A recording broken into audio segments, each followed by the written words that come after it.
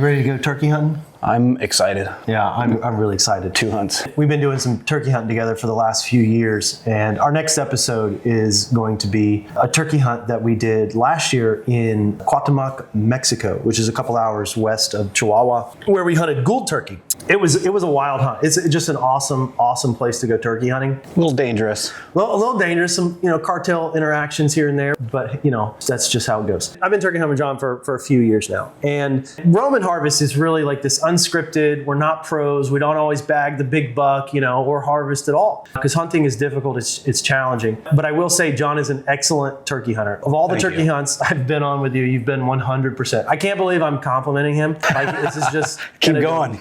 Gonna go straight to his head. But he's a really good turkey hunter, and I am a very mediocre turkey hunter. Novice. At best. And so what I want to do today is really walk through your gear. Like, what do you use when you turkey hunt? What are some of the things that make you successful? Because, we're about to head to, this will be an episode that comes out in 2026. We're getting ready to go to Campeche, Mexico, which is kind of close to the Yucatan Peninsula, about an 8 to 10 hour drive from Cancun or so. It's a jungle turkey hunt, and we're going to be going after ocellated turkey. So we're trying to hit all these different species because John is working on a slam. Yeah, World Slam is what I'm going for. So the National Wild Turkey Federation has a number of different slams. The one I'm looking for is a World Slam. So World Slam is all 6 subspecies of turkey in North America, taking one of each. That's awesome. Can you name them? Yeah, so why don't we go through where I hunted them. So the first one was an Eastern turkey in Wisconsin, Rio down in Texas, just outside of Austin. Okay. Miriam in New Mexico. Yep. Gould in Mexico. In Chihuahua. Next up, we're going to Florida for an Osceola, which if I'm able to take one at Florida, that'll be a Royal Slam. Royal Slam. Yeah. And then the Ocellated is the last one down in Mexico again. Yeah, that's awesome. And it's been I've learned a lot watching him hunt turkey. And so we're just going to go through a couple things. What do you got for us? Where are we going to start? Yeah, let's start. The first place you want to start is transporting your weapon. So yeah.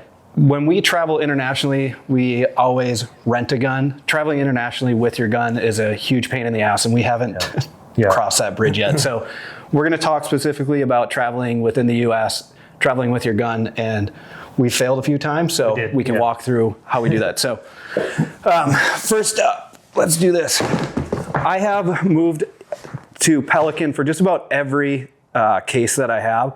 I had a different case that had built-in locks on it. I checked a bag that had the keys in it. TSA had to get into it, and they destroyed the case, like absolutely ripped it apart. It's unusable. So I've switched over to a Pelican case. You can see here, I have 4 locks on it. You need a lock for every spot that you can. So for this case, you need 4, which we found out the hard way in North Dakota. We flew to North Dakota fine with 2 locks. Coming back, they wouldn't let us check our guns unless we got 2 more TSA approved locks. So that was an absolute nightmare. So make sure you get the correct amount of locks for your gun or for your gun case. Here, I'll show them this lock. This lock's really cool. So you get these TSA locks, and they have this this little symbol, and that means they can get into it with their key.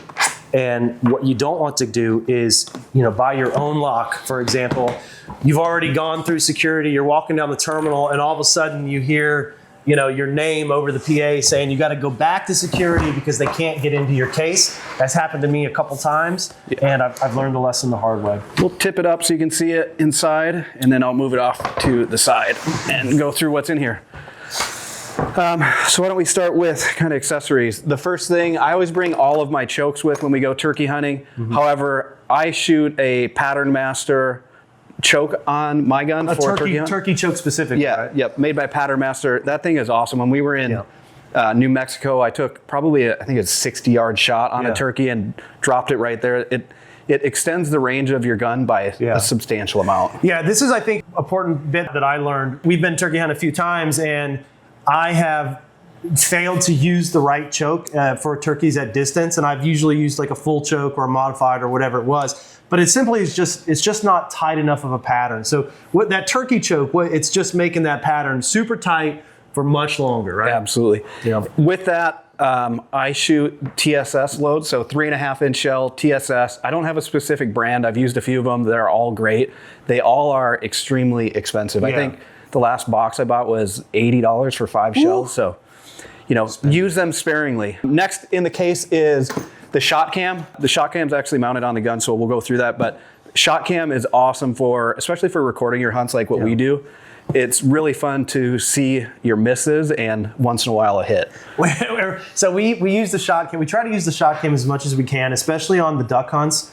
If you've seen like our teal opener, or any of our duck hunts, the scene goes to, you can see the sky, you can see the ducks flying. There's a little tiny red dot. That's the center of that optical channel. And it's amazing because, sometimes you stand up and you're just so excited to shoot, you just wail on them. And then you go and watch the shot cam footage and you realize you were nowhere close to a duck. But then every now and then we make really good shots too. So the shot cam is not only a really cool tool to see, how you're shooting, but it makes some pretty good footage as well. Yeah, and it's just one screws on and off, slides up and down the barrel. Yeah, you gotta align it. You gotta align it a little bit, but it's real simple to use. Yeah. What gun do you use? So I shoot a Benelli SBE3. As you'll see, I love the pattern matching throughout all of my gear.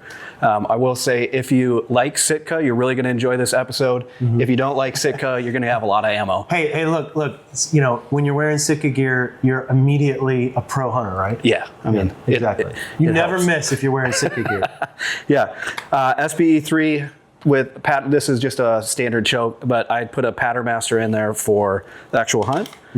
And aside from that, that is everything with the case. When you get to TSA, they'll make you fill out this card, check your gun, make sure it's unloaded. You'll sign it, throw it in here, and then bring it through TSA. Cool. We talked about the gun case, we talked about the guns, we talked about the accessories. What I think that John does a really good job with is he's got waterfowl and turkey gear that he kind of lumps in one category, and then some very specific turkey gear items that he uses. And that's something that I'm trying to transition to. Camo's expensive, gear's expensive, but it really does help when you're, depending on the style of hunt that you're doing, whether you want to stay warm, whether, some places we go turkey hunting, especially in Mexico, we're going to be in the jungle. It's going to be hot as balls. And I don't want to bring my, like whitetail gear down there, right? I don't want to bring the stuff that I'm using to hunt elk in New Mexico with.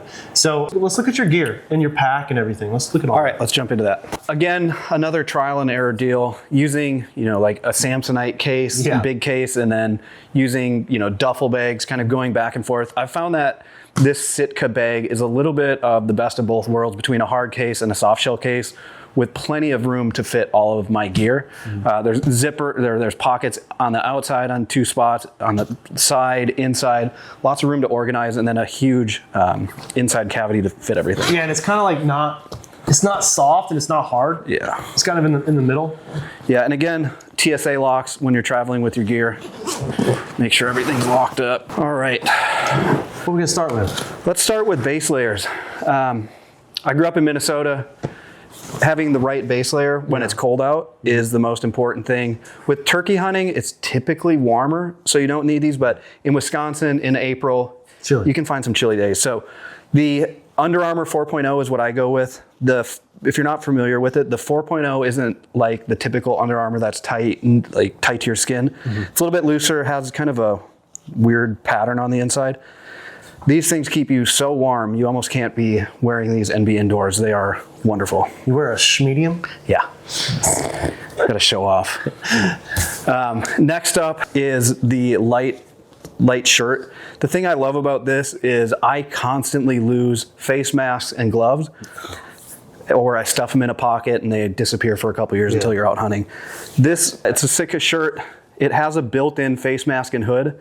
When you're out hunting, just throw it on, pull it up on your face, and you're good to go. You don't have to be messing with another piece of gear. Yeah, that's a good point with the turkey. I mean, I am notoriously bad for making noise and moving around and, scratching and coughing and stuff. And turkey have such good eyesight, keeping your face covered, keeping as much of this big white flag from moving around is, I think, really important. And I'm the same way. I keep losing my masks. I keep losing all this other crap. So just having it built in is just really nice. Yeah.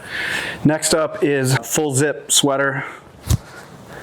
This one, I think it's called the Duck Oven. That thing is crazy warm. Yeah. I rarely need another jacket other than this, especially for turkey hunting. And it got pretty chilly when we were in New Mexico. The mornings were pretty chilly. Yeah. In turkey hunting, it's rare you're going to be out hunting in inclement weather when it's raining or, just generally shitty outside. But I always throw the cover or like waterproof Hudson shell, whatever it is. Shell. That's what it's called. The shell inside my pack. And then moving on to the bottom. So first layer is the base layer, and then moving on to the next piece. I carry both uninsulated and insulated pants, same pattern. Again, depending on where you're hunting, in Mexico it was like 100 degrees in the afternoon, so you definitely don't want anything insulated. And same thing as the shell, I keep some bibs with just in case you have some bad weather. The other piece is, even if it's not bad weather, but it's wet ground or you're out early in the morning and you're sitting, these with the built-in knee pads, built-in butt pad, they keep you dry, which is very important when you're out hunting. Yeah, having that rugged outer layer, I think definitely is a lot helpful. I've gone through so many pairs of expensive hunting pants because I wasn't wearing something like that. Yeah. And if you're, turkey hunting in rough terrain, rocks, sticks, whatever it is, it just eats gear up. So having that sort of rough canvas material on the back where you're sitting down and you're interacting with the ground, I think is really good. Yeah, the one caution I would say about the shell and these are mostly for duck hunting, and they're loud. They crunch, they crinkle. And when you're wearing them, you have to be really conscious of that. So I try and wear them pretty sparingly. And then I don't like wearing gloves, and I lose them all the time. So I keep this little pouch where I keep my hands if it's cold out. Yeah. And then just a beanie hat. Cool. All right. And that's going to be it for outer gear. All right, let's talk pack. Sitka came out with this turkey vest a couple years ago that doubles as a backpack and a turkey vest with a built-in seat.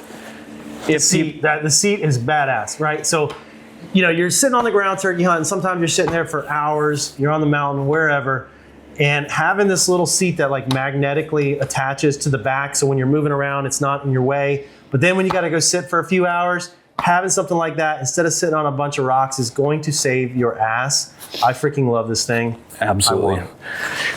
So talked about the backpack, has the built-in piece for a water bladder, which is nice. And then every year you read about 2 or 3 people who get blasted out turkey hunting because somebody shoots into some brush when they hear a noise.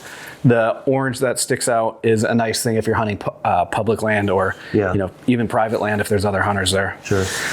All right, left side of the vest has this little magnetic pouch. Inside of this is where you keep your scratch pad and your mouth calls. I love these Phelps scratch pads. Phelps is what I use for my elk calls, and I just last year bought this Phelps scratch pad. It's awesome. Highly recommend them. Yeah, that's cool. And then I keep 3 mouth calls in here. I have not mastered the mouth call yet, so those stay in the pack most of the time. All right, on the other side, I think the reason I really like this pack is how well engineered it is. They've thought through everything so that it's easy to grab stuff. So you're not moving around. There's not a whole lot of motion when you're trying to do things. So on the left-hand side is a little pouch with your scratcher for your scratch pad. And then a box call. So this box call, a family friend actually made it out of a barn. He bought some property in France and tore down the barn and kept all the wood and made some box calls out of it. Oh, that's awesome. It's kind of fun. Yeah, that's really cool. Can you give us a little dirt? Sounds like a turkey. Yeah. And as far as the pack goes, that's everything that I keep in here. Usually throw in water, some food. That's awesome. Ready to go. Turkey hunting is so dynamic and so much fun. And there's different styles of turkey hunting. What was your favorite turkey hunt, do you think? Oh, that's a good question. I'll probably go with the Miriam hunt in New Mexico that you and I did a couple years ago. That it was the closest to an elk hunt that I've ever had, and elk hunting you can't beat. Yeah. So being up in the mountains, kind of doing the spot and stalk, or it's not really spot and stalk, but you're calling, listening for them, trying to sneak in on them, and then kind of playing that back and forth game, that you just can't beat it. It's good. Yeah, it's like a run and gun style hunt. So you get up into the mountains and you're just trying to locate the turkey. So we had a lot of success with the crow call, the crow locate. They're going to be up in the trees really early in the morning. You get up there, you make a crow call. I mean, you could shout, you can do anything just to startle them, and then you'll hear a gobble somewhere, and then you start moving that direction. Try to get into. I think we had some really good success getting into about 75 yards or so. Yeah. And then we do a couple calls. We wait for them to get off the roost. They're going to kind of feed up those ridges usually, and they close the distance until that 40, 50 yard range, and then where you can have a good shot on them. And it's a really fun way to hunt turkey. Because a lot of times, especially like with Easterns or whatever it is, you're sitting somewhere and you're not moving for several hours. That New Mexico Miriam style hunt is just so fun and fast. It's so You cool. can't beat it. And being in the woods where there's a lot of elk, so when you're hiking through, you're bumping elk or running into them. And like you and I walked into about 25 yards on a little 4x4. Yeah, that was a lot of fun. That was a lot of fun. We put a stalk on an elk in turkey season, and we had to okay, let's go turkey hunting. Yeah. That's great. The one thing I would say is that every time I've been on a turkey hunt with you, you've been 100% successful. And why do you think that is? Well, the first reason is you've started turkey hunting with me after I've failed a lot of times. So you get to see the benefits of a lot of failure and hard work. So I think turkey hunting is similar to, most things in life where you do it a lot of times, you fail over and over again, and you get a little bit better with every time you fail. Yeah. So it's such a motivational poster. Yeah, that could go on the wall. So one of the things that I've learned is he does a good job of this. My dad does a good job of this as well. When you do find a spot and you're sitting down, I'm always having to figure, okay, I gotta get my box call. I gotta get this. I'm moving around. I don't have the gun up and ready. I'm just kind of a floundering fish. And what I noticed John does is he has everything tight and compact. And he's got the gun resting on his knees or whatever. So if he needs to get ready and take a shot, he can. It's just right there. But I think what's really important is that he's got all his stuff that's very easily accessible, tight to his body. And so when he does call, right, the gun's here, he has the call below his legs, and he's just scratching, but he's not making any movements. He's using his box call down here, and everything is really contained. The turkey have such good eyesight. Anytime they sense that movement, they're gone. And I've learned a lot watching John. Again, I'm just peppering you with compliments. Keep them coming. I hate this part, but he does a really good job at that. And having everything tightly located, being able to make small movements as you're hunting, I think is really, really great. Yeah, I've busted a number of turkeys, trying to reach for your call, or you're trying to move around, trying to do something while they're coming in. And I've seen a lot of turkeys get hung up right outside of shooting range, and they'll just sit there and kind of move back and forth and not want to come in. And if you're sitting there trying to move around, trying to get a different call out or trying to do something, it's game over. Yeah, no, this is awesome. Yeah, so thank you for walking us through your gear. Hopefully that was informational and helpful to you guys. And we're really excited. Our next episode coming out right after this video is our Gould Mexico turkey hunt from last year. It was our very first filmed episode. The videography was... There's a lot to be desired. Yeah, we had just started out. We're still learning how to record everything, and it's a learning process for us. But Lucas Wilson, our video editor, has done a really good job at taking our really shitty videography and turning it into something at least watchable. So we really appreciate Lucas. Shout out to him. And let's go to Campeche and let's get you a grand slam. Let's do it. Is that the World Slam? World Slam. World Slam. We're going to get him a World Slam. Cheers.